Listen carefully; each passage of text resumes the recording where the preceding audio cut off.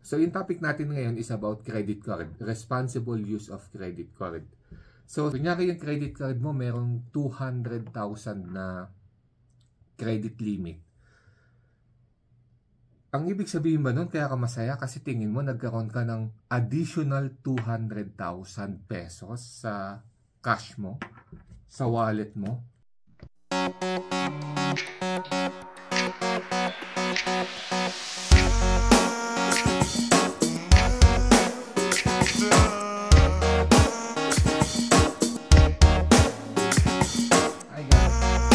So, ngayon, kakaiba yung content na gagawin natin. Okay? So, may nagsabi sa akin na i-share ko naman daw yung knowledge ko doon sa mga books na binabasa ko about finances, financial. No? So, hindi ako financial advisor So, hindi rin ako certified, ano yun, yung RFP, Registered Financial Advisor. Hindi, no? Pero madami akong books na mga nabasa na about finances. So sinabihan ako, may nagsuggest sa akin na i-share ko daw yung knowledge ko. So sisimulan ko, series of videos to, sisimulan ko sa credit. So meron ako ditong sample na cards. Isang credit, isang debit. So simplihan lang natin, no? Ano yung difference niya, no? So yung topic natin ngayon is about credit card, responsible use of credit card. So, simulan ko doon sa mga may credit card o yung mga ibang nagbabalak mag-credit card. Pag nag-apply ka ng credit card, dumating sa bahay mo yung, kunyari ito, yung credit card mo, yung form mo. Di ba, minsan ang saya mo. Pero tanongin mo sarili mo, ba't ka masaya? Kunyari yung credit card mo, merong 200,000 na credit limit. Ang ibig sabihin ba nun kaya ka masaya kasi tingin mo nagkaroon ka ng additional 200,000 pesos sa cash mo, sa wallet mo? So pag ganun ang thinking mo, medyo delikado yan. Kasi yung credit limit na binigay sa iyo is just a borrowed money. So sa bangko yun, hindi sa iyo yun. Okay? So the moment na ginamit mo yung credit card mo, sinwipe mo. Let's say gumamit ka ng 10,000, sinwipe mo, babayaran mo yun eventually. Okay? So ano yung tamang mindset dyan, no?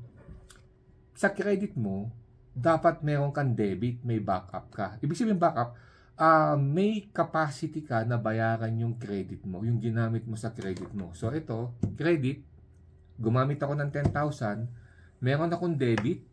So, for example, yung payroll account mo nandito, dapat babayaran mo din to.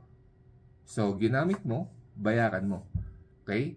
So, within the month, dapat mabayaran mo yun. Pag hindi mo siya binayaran, magkakaroon ka ng interest dyan.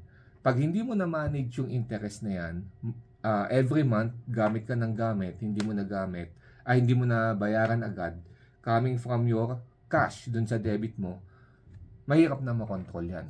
So, tuloy-tuloy na yan. So, every time nagagamit ka, lagi mong iisipin, meron ka bang pambayad? Ang maling thinking, gagamitin mo siya, tapos, iisipin mo kagad na next month mo na lang babayaran. Okay? So, bumili ka ng something. Kasi naka-sale, bibiling ko yan. Pero wala kang pambayad. Ang thinking mo, yung sweldo mo next month, mali yun. So, pag ganun ang thinking mo, kinukuha mo na kagad yung future income mo para pambayad sa utang mo. Okay? So, later on, pag ganun ang habit mo, mababaon ka sa utang. Until such time na na-max out mo na yung credit card mo, hindi mo na mabayaran. At masisira yung credit score mo. Okay? So, yan, ibang topic yung credit score kasi nag-request na rin ako ng credit score ko nung nag-apply ako ng mortgage sa property. So, explain ko sa inyo yun. Ibang topic yun. Pero, lagi nyo iisipin, pag gumamit ka ng credit, hindi sa'yo yun. Yung ginamit mo na yun, pinahiram lang sa'yo ng bangko yun. Dapat bayaran mo yun. Bago due date yung statement mo. So, ang ginagawa ko, every time na ginagamit ko yung credit card ko, okay, so ito sample lang to kasi wala na naman Citibank, 'di ba? Umalis na sa Philippines. Okay? So, every time na ginagamit ko yung credit card ko, immediately binabayaran ko siya within the day. Ganun ang discipline ko, within the day. So, hindi yung kinabukasan, within the day. So, kung gumamit ako, binili akong whatever, within the day, babayaran ko kagad siya sa debit ko. Kukunin ko kagad. Pag, for example, malaki, yung ipopurchase ko, let's say, 30,000, bibila ko ng ganyang amount. Okay? Kunyari lang ha, 50,000, bibila ko ng ganyang amount. Pero, walang capacity yung cash ko. Cash on hand, nandun sa debit, walang capacity na bayaran agad. Anong gagawin ko? I-delay ko muna yon. Okay? Not unless emergency na kailangan ko talagang bilhin yon. Which is hindi naman ganun kadalas nangyayari yun. So, pag ginamit ko yan, within the day, yung discipline ko, bayad yan. Babayaran ko kagad yan. Hindi ko na yan pinalalampas. Okay? So, yung habit na yon is generate or nag-produce ng some kind of discipline sa akin na bago ko gamitin ngayon yung card ko, iniisip ko, kailangan ko ba talaga to? Kasi pagdating ko sa bahay, babayaran ko din siya. Yung hassle na yun ang nagpe-prevent sa akin minsan na bilhin ba na using my credit card. Kaya yung isa pa na technique na ginagawa ko, yung credit card ko, ang ginagamit ko, BDO. Kasi yung payroll namin, BPI. Ito, BPI. Pag gumamit ako ng BDO, hindi yung credit card ko sa BPI. Kasi pag BPI ang ginamit ko na credit card, ang bilis kong bayaran yun eh. Kasi BPI to BPI eh. Pero nilalagyan ko ng obstacle. So yung BDO ko, credit card, kunyari ito BDO, credit card. Tapos ang pambayad ko is yung payroll namin na BPI, pambayad ko sa credit card. So, yung pag-transfer ko from BPI to BDO, tapos from BDO, saka ko babayaran yung credit card ko, di ba ilang steps yon? So, yon yung obstacle na ginagawa ko. Kaya, medyo hassle sa akin na magbayad sa BDO. So, kaya credit card ang BDO ang ginagamit ko kasi doon talaga mapapaisip ako kung kailangan ko ba talaga yung item na bibilhin ko. Okay? So, madami pa akong isi-share sa inyo ng mga tips and tricks na ginagawa ko sa credit card para hindi ako nag-accumulate doon ng unpaid na balances. Okay, so share ko na lang sa inyo yan sa mga ibang videos. Basta tandaan nyo, yung credit card, pinahiram lang sa inyo ng bangko yan. Hindi sa iyo yan. Kaya the moment na dumating yung in-apply mo na credit card, let's say sa BDO, dumating yan, yung sulat, yung sa BPI, yung card mo. Nung binuksan mo, nakita mo yung credit card mo doon, tuwan-tuwa ka. Reflect mo kagad sa sarili mo, bakit ka ba tuwan-tuwa? Tuwan-tuwa ka dahil nadagdagan ka ng credit, nadagdagan yung cash mo? Ganun ba yung reason ba't ka masaya?